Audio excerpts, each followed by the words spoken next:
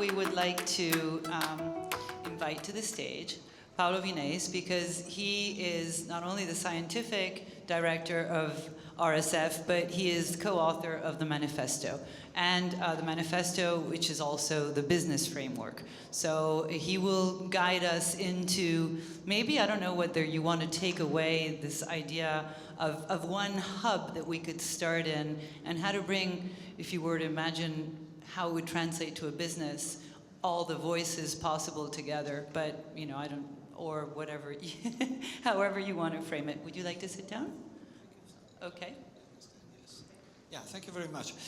Yes, this is exactly the purpose of this session, how to translate the manifesto into practice and into policies. And in fact, this is a very special occasion because we have an opportunity to put together two words, two realities that usually do not talk to each other, specifically companies, enterprises, and youth movements. So it is really a good occasion, and we are all very grateful to the young youth movements who are participating. So I have prepared just 3 slides whose goal is to show what were the steps that led to the manifesto. And you're supposed to have read the manifesto, and we are expecting some feedback, and thank you for that. So I'm grateful to John Little because he gave a very nice overall picture of how science is moving through systems dynamics, for example. And many things have happened in science in recent decades. I guess that some of you in the youth movements are students or you study specifically scientific matters. You're interested in technology, you're interested maybe in mathematics. Well, I mentioned just a few of the developments that took place in science in recent times. One was already mentioned, and it was probably our main framework, and it is the theory of planetary boundaries. Also, systems dynamics, and the fact that everything is connected to everything else. And this has a profound message for us, because we cannot be sectoral in any field, and we have to realize that climate change is not the only problem. We have a number of other sectors in the context of planetary boundaries that need to be addressed. But also, I would like to mention something that many people do not know, but in fact, this is my main field of work, which is the exposome, which has been a big leap forward in our understanding of the relationships between environment and health, which means overcoming the traditional view 2 decades ago that the genome was explaining everything, the awareness that diseases are due to the environment, and the development of technologies to investigate the relationships between environment and health. So if you study medicine, if you study biology, environmental sciences, please consider the exposome as a current unifying theory of the relationships between environment and health. And then I like to mention this idea of co-benefits, because it is also key and central in the manifesto. That is, if you act on the environment, for example, by mitigating climate change, you will have benefits for health. And if you do things for health, like reducing air pollution, you also have benefits for the planet. I think this is a very strong message. It should facilitate the actions of politicians, but also of companies. And it is represented there. I will not go into details, but there are many actions that are characterized by this double benefit, like reducing the consumption of meat. This is pretty obvious. The next and last slide. Well, it's not the last. This is a manifesto. You're supposed to have read it. It was written by Andrea and myself. It has several components. I would say that there were at least two aspects that I would like to stress. One is that it is driven by values, ethical values, and the other one is that it is supposed to be, and we hope it is, evidence-based. And this is the main challenge, that is, or two challenges. One is link values and evidence, and one is to provide the right evidence which is needed for this kind of transformation and attempt to have an impact on society. So you are supposed to know the manifesto. Next one. Yeah, I just want to mention, well, briefly this statement from one internal document of the foundation, that is that regenerative enterprises, regenerative companies shouldn't limit themselves to compensate the damage or fix the damage we have done, but they should add create some positive value, which is positive from many points of view, for the environment, for health, for the growth of companies, and also for their profit, and for society overall. So this is a big challenge, the double materiality, how it is called. So I have prepared a few questions for the youth movement that I thank once again. Maybe these are not the main, or certainly they are not the main questions. What are we missing in the manifesto? What do you think we are missing there?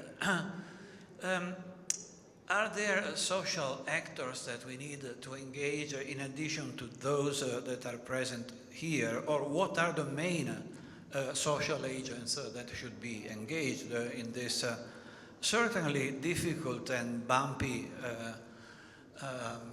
road we have taken? How can we monitor and document? Well, my personal concern is that we clearly separate us from greenwashing, and this can be done only through measuring. We should be able to measure and be accountable for what we claim. The manifesto claims a number of things, so we have to put them into practice. And practice means documentation and measurement.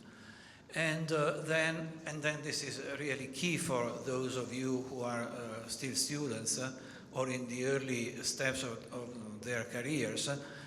What role should education play? Because these concepts we are talking today are not yet present in university, or there is very little there in high-level education. Thank you. Thank you very much. Sorry.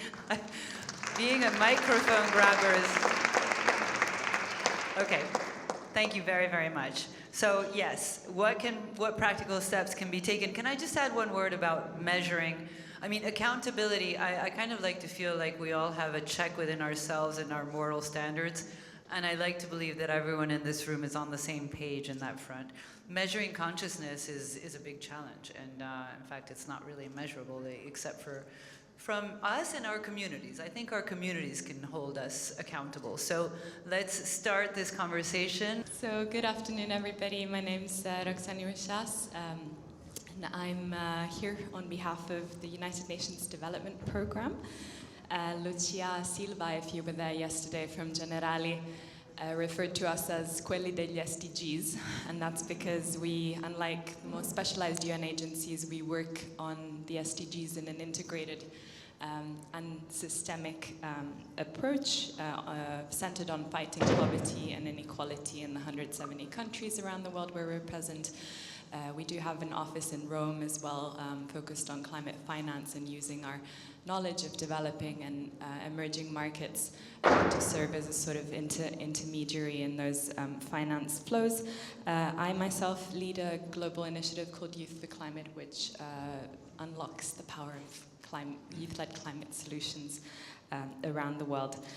First of all, congrats to RSF for convening this intersectoral space. It's really valuable for me to learn from academia and companies present here, and for creating a youth-specific space that's quite rare. I think the manifesto is really commendable in the fact that it centers the systems approach in really pushing the boundaries beyond sustainability to regeneration, in recognizing the role of young people, the interplay with poverty and inequality, and the need to prioritize developing countries. So I chose, coming from UNDP perspective, but most importantly, getting to hear from young people around the world every single day. The number one thing they talk about is climate justice and intergenerational justice. So I want to go deeper on some concepts that are already recognized in the manifesto, and that's the fact that mitigation and adaptation and regeneration are ultimately a matter of climate justice. Why? Well, children of today are 7 times more likely than their grandparents' generation to experience extreme weather events. In 2019, at least, it was estimated that the richest 10% of the global population contribute to 50% of emissions, whereas the poorest 50% of the world population contribute to 10% of emissions, even while they're most exposed to climate impacts.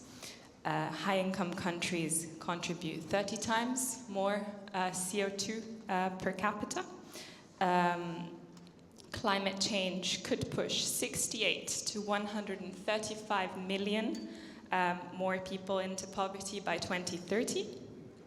Very importantly, women, as always, are more affected, among many other factors, because they have a greater reliance on natural resources for their livelihoods.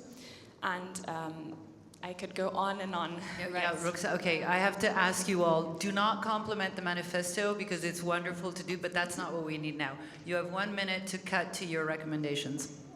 I thought we were doing that in the second round to get to the... No, start with why you, I mean, okay, you backed obviously why you chose that, but anything that you want to say about specific recommendations are welcome now, and then we'll deep dive later.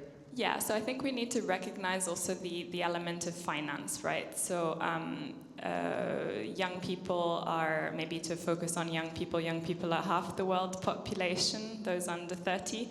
They receive less than 1% of climate funds, despite the fact that they're most often the holders of solutions. They're the holders of new emerging green skills, and they have deep lived experience and understanding of their communities, which is extremely important for the effectiveness of solutions.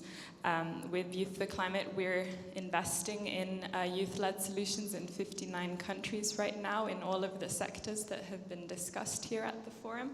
And we've seen the power that providing that trust to these this youth-led work, how much it unlocks. Wonderful. So fund the youth and trust the process. Thank you very much. So you're going to have to, I mean, okay, now we have Gaia, and with Regain Trust Institutions, and with Regain Trust and Institutions is your keyword, right? Thank you very much. Okay, as I said, thank you for framing it for us all, Roxani, but cut to the chase. Thank you also, Roxani.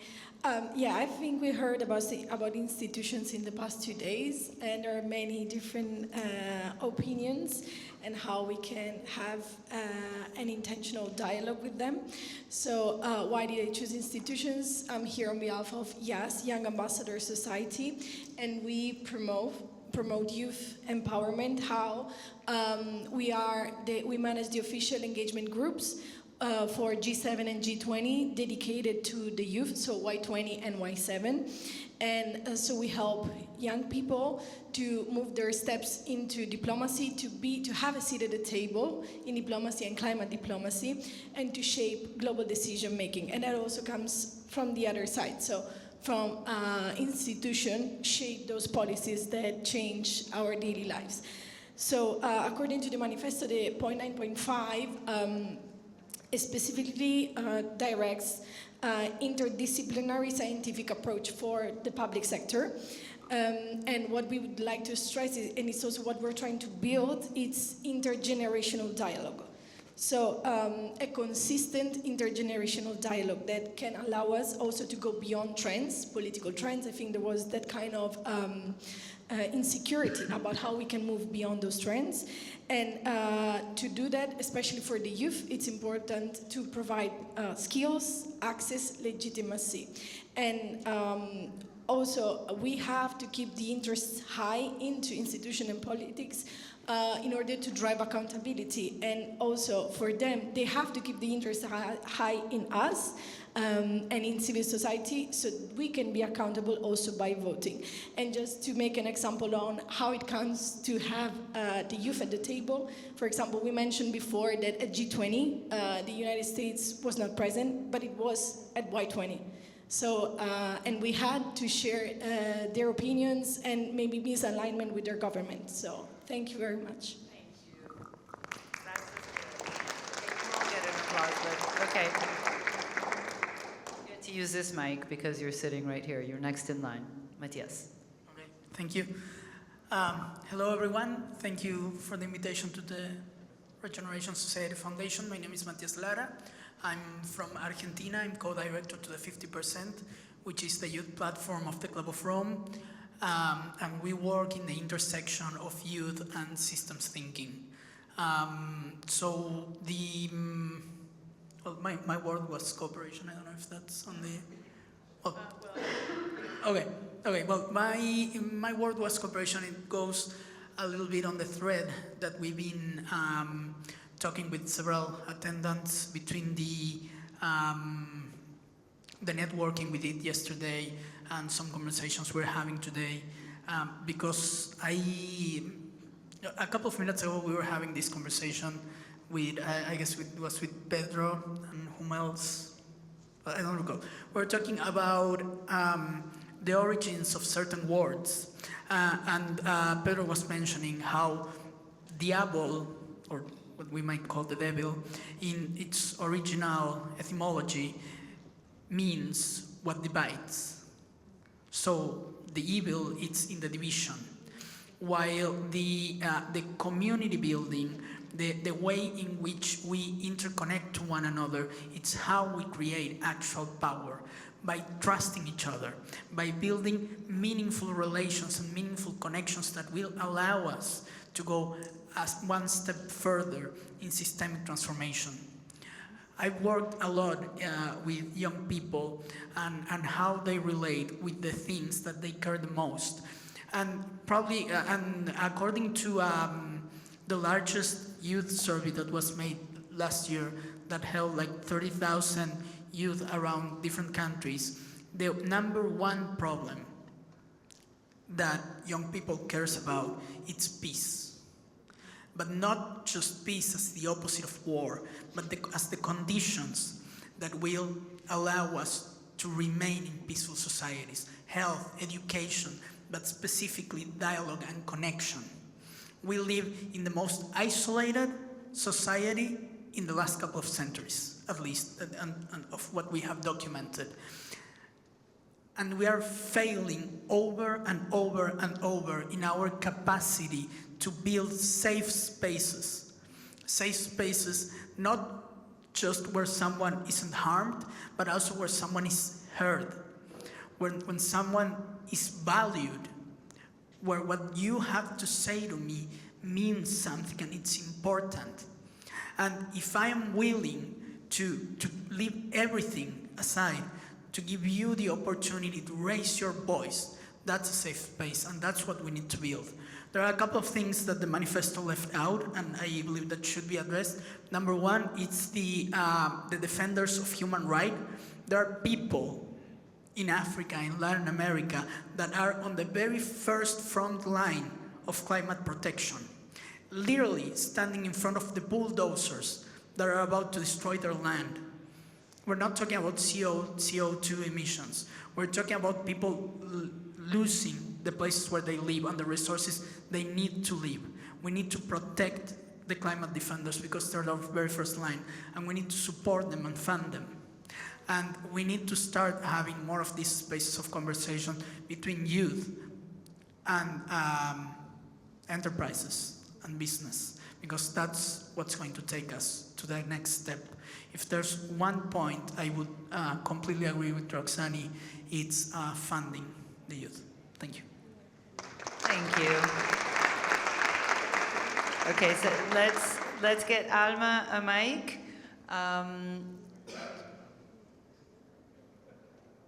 Alma? Yep, that's you.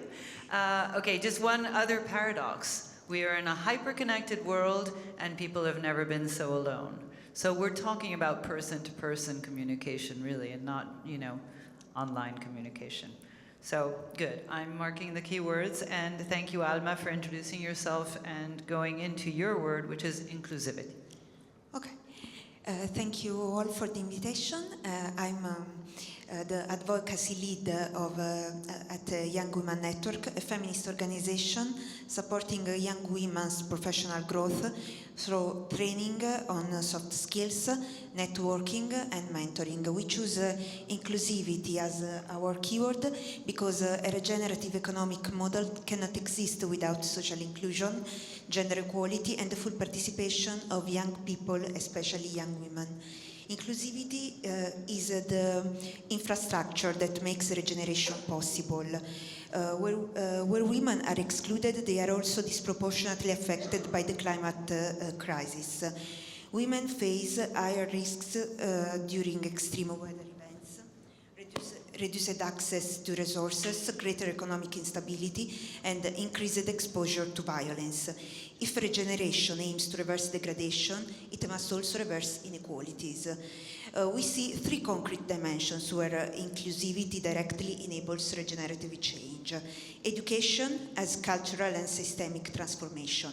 Mandatory STEM, digital, green, and financial education is essential to equip young women with the skills needed in regenerative industries and to dismantle deep-rooted bias. Networking to strengthen agency and participation.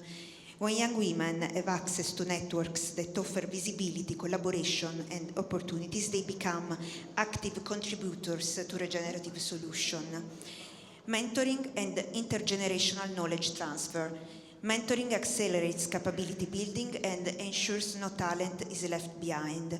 Our mentoring program, Inspiring Mentors, shows that when young women receive guidance and recognition, their confidence, clarity, and resilience dramatically increase. In short, inclusivity is the multiplier that allows skills, networks, and leadership to flourish. And without it, the regenerative model cannot be socially legitimate, effective, or sustainable. Thank you. Okay, now the mic goes to Diletta Di Marco, and her keyword is experimentation. Yes. So thank you so much for the invitation. Thank you for all the inputs and insight.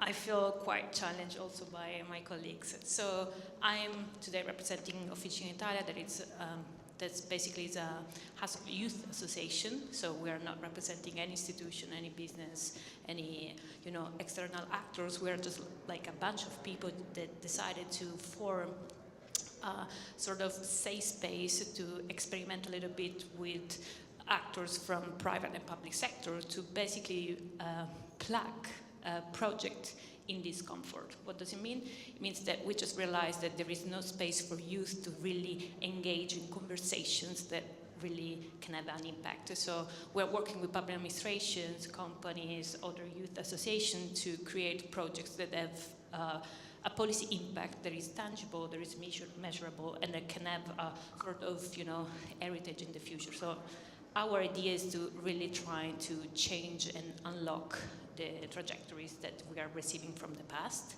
Of course, you can visit our website and have more information. We are very open to new collaborations. The idea that we picked today is this idea of experimentations, because we strongly believe that to unlock basically the status quo that we are receiving from the past, so from you as people that have decided for us, means also to create new versions of the plausible futures that we can live. So it's not about just like perpetuating the world as we are living in, but trying to being also a little bit more risk averse. So trying to create new projects and to shift a little bit the thing as we are living them, not just like complaining about them, but also trying to have like a true impact that they can have also some not just like impacts, but also some new versions of the things as we are living in. And I want to react very quickly to the questions of Paolo. So what is missing? It's missing not just why you want to engage youth, but how and when. So new processes of engagement, co-design, not just like about participation, but also about decision making. I think this is something that is truly important. The social agent that I think is missing is not just like youth as a vague concept, but please try to engage the disengaged. It's very easy to engage, youth organizations that are already ready to, step up on the stage and talk about the project. But what about the voices about they are like outside here? They are like always, hunted, and they don't have that safe space to communicate with you. Very quickly, what about greenwashing? Here I have a challenge for you that is basically we don't have to just talk about greenwashing, but about youth washing. So please try to, like to some extent, try to not like decide for us just ticking the box of the fact that youth are there, so it's okay. It's something that is done. So try to prepare for us some spaces that make the difference. And finally, about education. So this is a very contested field. I mean, the people that are like in the position to educate other people right now are people that are basing their stories about the past. So try to experiment also when it comes to creating together new ways of watching and impacting the world. Thank you. That's very concrete. Good. One way is we'll see, or I've seen projects using VR that immerse people in future scenarios. It's so strong that it tends to possibly paralyze, but we will get into that conversation later. Thank you, Matilde. Heroes never sleep. The mic is yours. Thank you. Thanks a lot. My name is Matilde, Elia, and I'm part of Global Shapers, which is a community of the World Economic Forum. Especially, I'm based in Rome, so I'm part of the Rome Hub. I'm here as a project lead of Heroes Never Sleep. It's an initiative that involves multiple hubs of global shapers in Italy, 7 specifically spread all around the country. And our aim, to give you a bit of context on my contribution to the Manifesto, our aim is to give voice to different types of organizations and profiles, which we call local heroes. Those local heroes are really individuals that with their daily action, we refer to them as ordinary people with extraordinary impact. They usually lead initiatives that contribute to at least one SDG, so they drive the progress towards the UN agenda.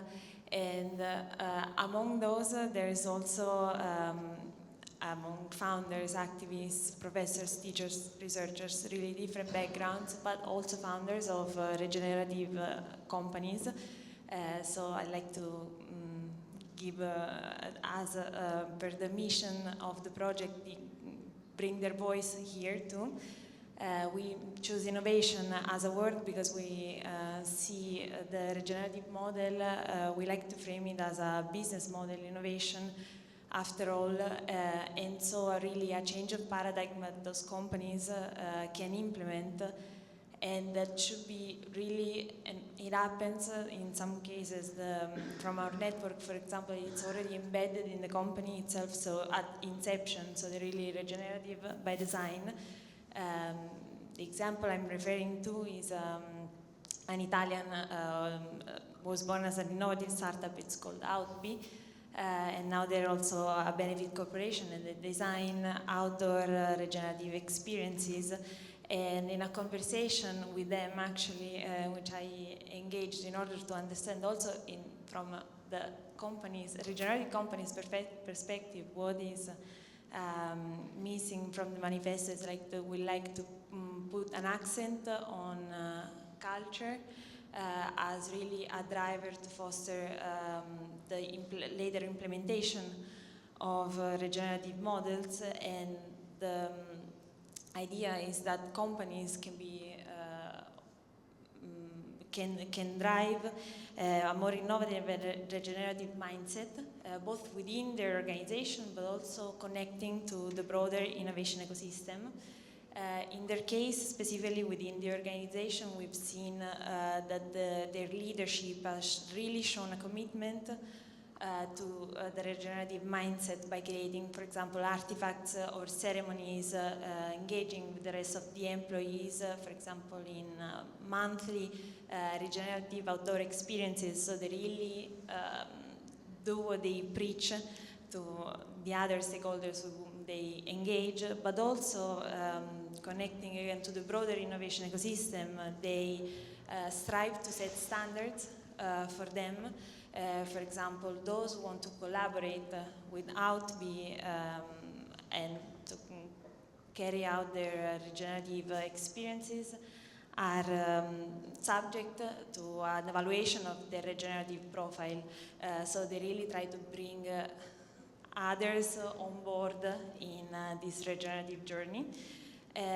And again, looking at the challenges that they have, and it's something that can really be stressed in the manifesto, we circle back on the idea of impact assessment. And so the RSF framework that we've seen in this forum could really be a resourceful, a pivotal tool, both before the implementation of projects and regenerative models to be embedded in decision making, during the delivery of projects as a way of monitoring them, but also ex post for both project review, model review, and impact assessment of their societal benefits. Thank you. Thank you very much. Thank you. Now the mic goes to Nadia. So, hey there, how's it going? I wasn't really expecting to be there because usually in this kind of forum, as Diletta was saying, youth are not really a part of it. So it's really cool, and thank for Regenerative Society Foundation, thanks to everyone that organized this for giving us this place. And also thanks to Professor Vineis for giving us some question. And but the point is, we are here. And I wasn't really convinced about the keywords at the beginning, because we have a lot of keywords everywhere. And I was like, I don't know if that is really effective, because we hear them so much that maybe they lose their effective, their gripness. And usually they say, when you communicate, don't ever start with something negative. I already started with 2, but anyway. I think that it's working because we are actually digging into what these words mean. And to me, the word that I choose is another one that is very much often said, and is resilience. Like Matias, I'm very passionate about etymology, and resilience actually comes from engineering. So it was about the capacity of metals, of material, to bounce back after pressure, and then it goes to psychology, and it's about the capacity of a creature to bounce back after trauma. And I love that because we really acquired this word as human beings. And we thought this was this kind of new discovery, but that's what nature is really all about. So I was delving into the topic of territorial impact and going from local to global. Well, nature is the most resilient thing of all. I was just coming back tonight from Brazil for COP30, so sorry for the rings under my eyes, but there you see pretty much very different environment, no? And that's what, nature is all about. You find nature, you find life in the driest deserts, in frozen tundra, on mountain cliff, and everywhere you find life, but everywhere it's different, And that's what resilience is about. And then we're approaching the climate crisis and our sustainability strategies in a way that for a lot of time was not resilient at all. We thought that we could find like one solution is good for all, like one sustainability strategy, one sustainability plan that can lead us to 2030 and beyond. But this isn't going to work. This is why the climate crisis is so complex, because we're not going to solve it with just one solution. So we really need to have a critical approach that is about thinking global, but acting local. So, for example, I was in Brazil. I got into touch with a lot of indigenous communities, and I definitely didn't find what I was looking for. I was amazed by the two lessons that I got that is something that we can also apply here, and that really connects to resilience. So the first one was leading by example. So, you know, going to indigenous communities, there are a lot of stereotypes that you can bring. And there, for example, I found a lot of plastics, a lot of disruptive communities, and you think, oh, this plastic comes from the capitalistic world and whatever. No, most of the time this was the community itself, and it's about the lacking of education there. And you saw that no top-down project ever changed the mind of the community. What really worked was the resilience of people that were starting to collect the plastic, to see that another way of doing it was possible, and that was changing the communities. And that really, I mean, was amazing to me, because you saw what really could change. And the second thing is the local impact of little action. And I know that Federica then is talking about education, so I don't want to spoil it too much, but that was really pivotal, because the only thing that really worked and that really had impact was the education of people. That really was what changed the future of this community, what made them resilient, because it gave them skills and tools to talk about the future, to create it. Thank you. Last but not least, Federica. Thank you. Yes. Yes, you have your students. Yeah, with my you. Okay. students. So good afternoon, everyone, and thank you for having us. I am Federica Quartesan. I coordinate the Civic Education Department at Centro Studi Casnati in Como, and I am an advocate for the Global Schools Program UNSDSN. I will read an intervention that I prepared with three of my students, Aurora, Zanet, Edoardo Gorla, and Lorenzo, who will complete my speech very soon. Well, all schools are ecosystems, but not all regenerate. All schools are learning ecosystems made of students, teachers, families, and the wider communities. But most are conservative ecosystems that reproduce what already exists. The innovation of SDG 4.7 is not about more sustainability content. It is about activating transformative processes. This is the principle behind Casnati for ESD, launched in 2022 in collaboration with the Global Schools Program, UNSDSN. Today, our school, it is a high school, has become a regenerative learning ecosystem.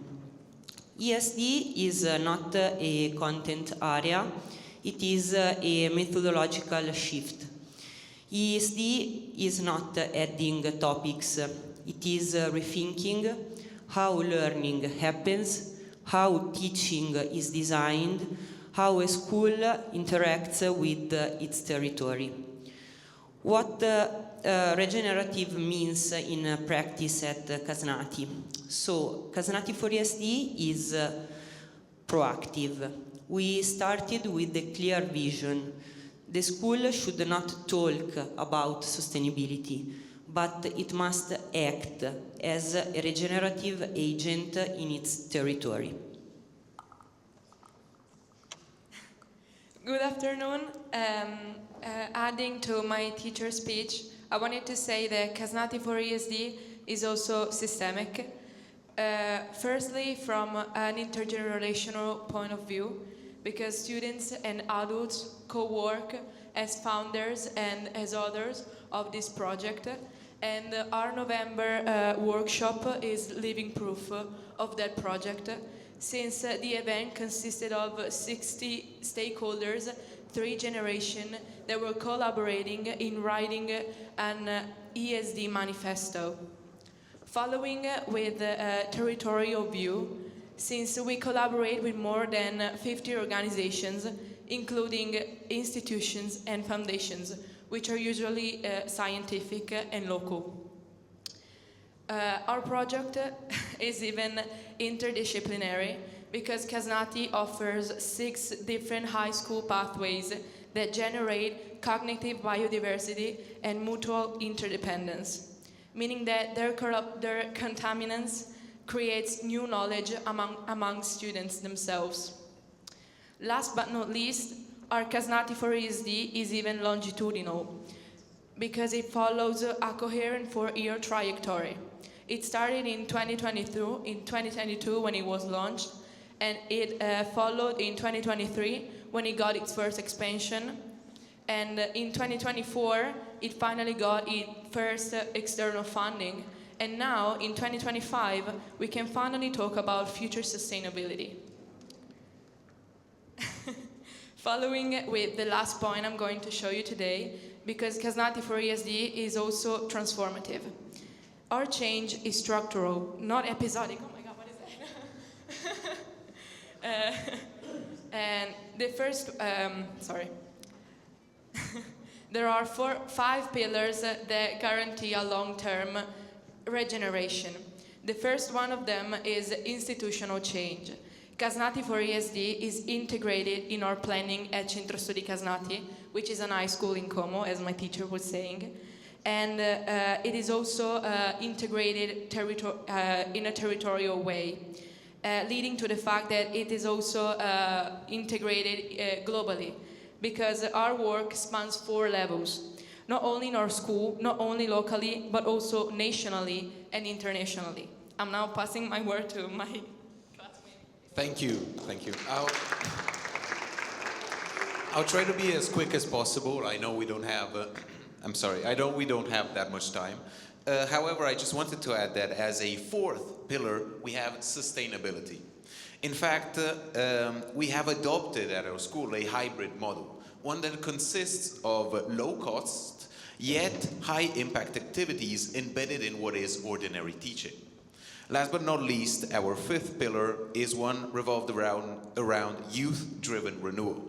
In fact, students at our school design content, manage events, and pass on practices to the next generation.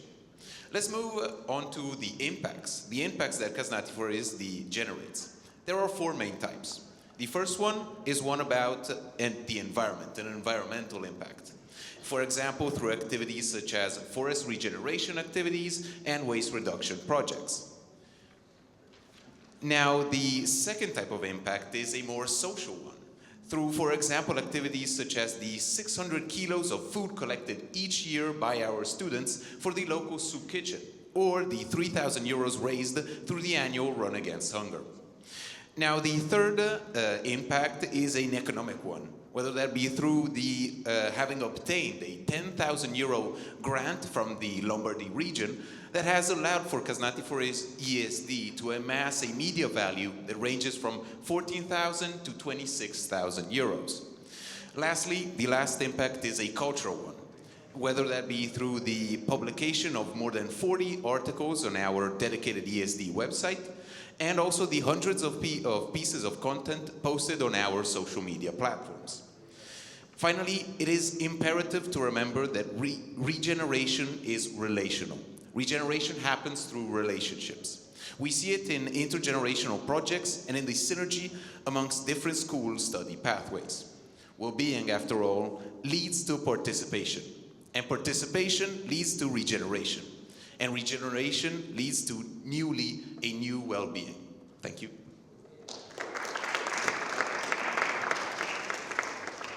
To conclude, all schools are ecosystem, but just a few ones are regenerative ecosystems.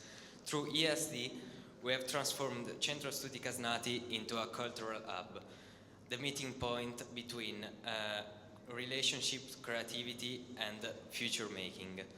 Our experience shows that a regenerative model is possible. Now we need the structural conditions to make it scalable. Our recommendation for Chapter 9 could be divided into 3 structural conditions which are essential.